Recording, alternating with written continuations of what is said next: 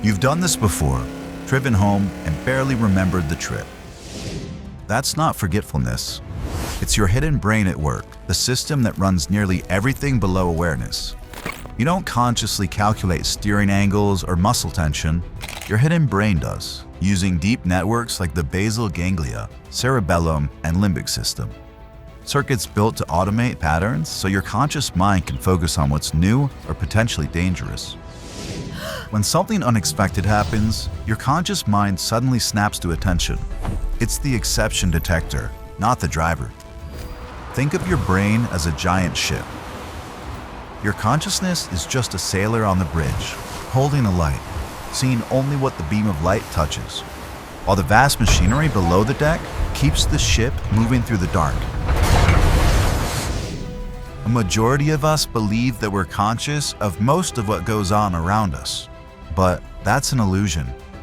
Scientists estimate that our conscious minds manage less than 1% of our brain's activities. The subconscious mind operates the other 99%. Often, our subconscious mind makes decisions for us. Then, our conscious mind invents explanations for choices it never actually made. We feel in control because our hidden brain lets us feel that way. But what happens when that unseen machinery begins steering not just our actions, but our beliefs, our judgments, and even our sense of truth? Neuroscientists can see your brain prepare to act before you're even aware of wanting to move. In lab after lab, the pattern is the same. Your hidden brain begins an action up to 7 seconds before you think you've made a decision. Consciousness isn't the driver, it's the commentator, showing up late and explaining what your hidden systems have already decided. As a neuroscientist, David Eagleman puts it, you're not the CEO of your mind. You're more like the press secretary, announcing decisions already made elsewhere. And those subconscious decisions are made all the time. You might explain to someone why you picked a particular brand of cereal, or a political candidate who felt right, but inside the hidden part of your brain, those choices were already underway. Emotion, habit, and memory fired first. Then conscious thought arrived later and created a story that tried to make sense of your behavior. Your conscious mind may be writing your autobiography, but your hidden brain is writing the plot. Your hidden brain doesn't just tell you to move before you think, it also makes judgments before you think. In as little as 1/10 of a second, it decides who looks trustworthy, who looks dangerous, and who looks like us. You never gave it permission because it doesn't need any. In a study of death penalty cases, black defendants with more stereotypically black features were twice as likely to be sentenced to death, even when the crimes were identical.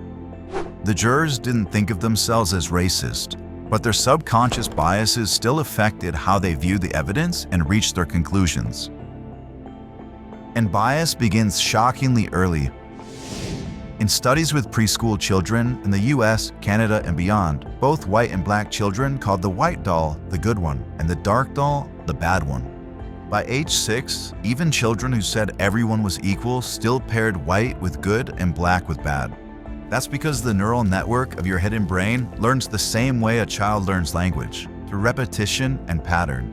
It doesn't reason, it associates. Showed enough images where power, beauty, or goodness are associated with a face that has certain features or has a certain color, and it builds an emotional rule. That kind of face of color is safe. That color is good. In cultures where those patterns are reversed, the internal bias reverses too. You see, the hidden brain isn't born hateful, it's born impressionable, and it soaks up the biases of its local culture like a sponge soaks up water. So, when we talk about truth, we're not starting from neutral ground. We're starting inside a neural system wired to filter, distort, and defend. A brain that builds its own version of reality, one story at a time. In our next episode, we'll go deeper into the evolutionary circuitry that powers these hidden systems, the ancient survival buttons that still shape every reaction, every belief, and every battle over what is true and what is not. Do you and your brain want to learn more? Then sign up for Truth Hackers and watch another video.